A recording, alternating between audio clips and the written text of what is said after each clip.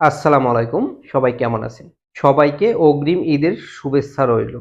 যারা ইতালির জন্য ফাইল জমা দিয়েছেন, তাদেরকে সতর্ক করার জন্যই আমি ভিডিওটি তৈরি করছি। হয়তো আমার এই ভিডিওটি অনেকের কাছে খারাপ লাগতে পারে বা অনেকের কাছে ভালো লাগতে পারে। কিন্তু আমি সবাইকেই সতর্ক করার জন্য ভিডিওটি বানাচ্ছি।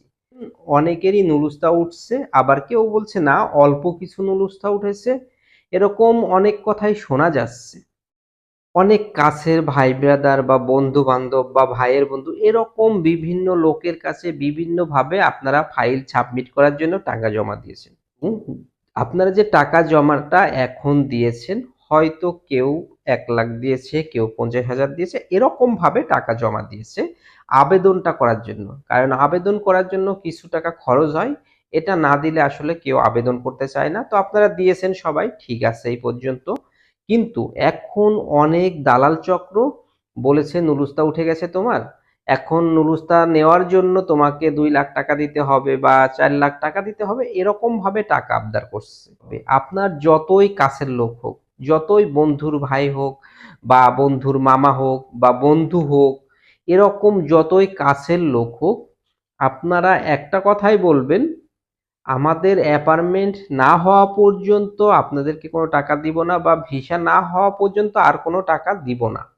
অল্প কিছু টাকা খরচের জন্য সেটা আলাদা ছাম। যেমন আপনার এম্বাসিতে ফাইলটা জমা দিতে হবে।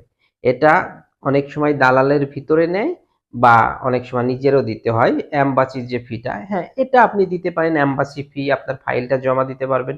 কিন্তু এই যে এম্বাসিতে ফাইলটা জমা দিবেন, এই জমা পর্যন্ত আপনাকে যাইতে হবে।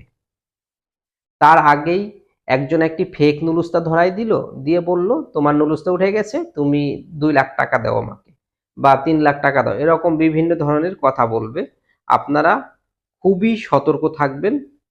অনেকে বলতে সাহস পাবে না, সে ভাববে আমি যদি তাকে এই কথা বলি সে মনে মনে কি ভাববে, সে আমার কাছের লোক, সে আমাকে বিশ্বাস করছে না, এরকম অনেকে অনেক ধরনের কথা বলতে পারে। তো ভাই, এখানে বিশ্বাসের কিছু নেই।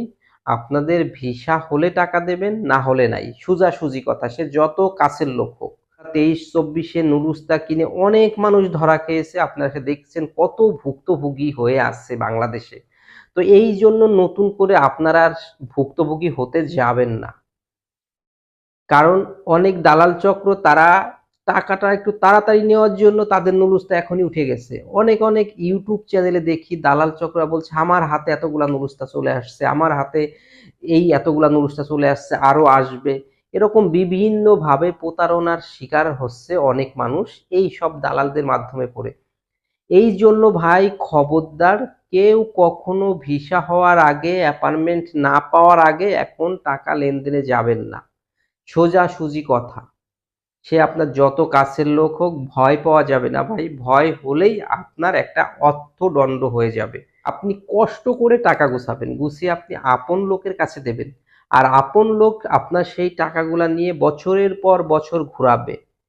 হ্যাঁ, টাকা মারবে না, সে একটা পর্যায়ে দিবে। কিন্তু আপনি বিভিন্ন জায়গা থেকে টাকাগুলা গুছিয়ে আনবেন, এনে আপনি তার হাতে দিচ্ছেন। সে আপনার টাকাগুলা নিয়ে অন্য কাজে খাটাচ্ছে। খাটানোর পর ভিসা হবে না, আপনার টাকা ব্যাক দিল। না, ওই লোক খুবই ভালো। কিন্তু এই যে আপনার টাকাটা ২-৩ বছর ঘোরাচ্ছে, তারপর দিচ্ছে, সে ভালো হলো কেমনে? ভালো হওয়ার কোনো প্রশ্নই আসে না। সে যেমন ভালো তেমনই থাকুক। কথায় আছে, আগে বেজার ভালো হতো, পরে বেজার ভালো না। এই জন্য বেজার আগে হোক আপনার যে মাধ্যম আছে, কিন্তু কোনো প্রকারের টাকা লেনদেন করতে যাবেন না। যতই বলুক এই বছর নুলুস্তা উঠা মানেই ভিসা হয়ে যাওয়া। হ্যাঁ, ভালো কথা, এই বছর নুলুস্তা ওঠা মানেই তো ভিসা হয়ে যাওয়া। তাহলে ভিসাটা হোক, তারপর আপনারা টাকা নিন। এইভাবে কথা বলবেন, সোজাসুজি কাটছাঁট করে বলবেন। আমার কথাগুলো আপনাদের কাছে খারাপ লাগলেও আমি বলছি। কারণ সতর্ক করে দেওয়া আমার একটি দায়িত্ব। কারণ আমি নিজেও একটি ভুক্তভোগী। বুঝতে হবে এই বিষয়গুলা। এইজন্য আমি যে নিজে একটি ভুক্তভোগী, তো আমি কি কষ্টে আছি সেটা আমি বুঝি। তো আমি চাই না আমাদের মতো অন্য কেউ এইভাবে কষ্টে থাকুক। আজকের মতো এই পর্যন্ত। ভালো থাকবেন। আল্লাহ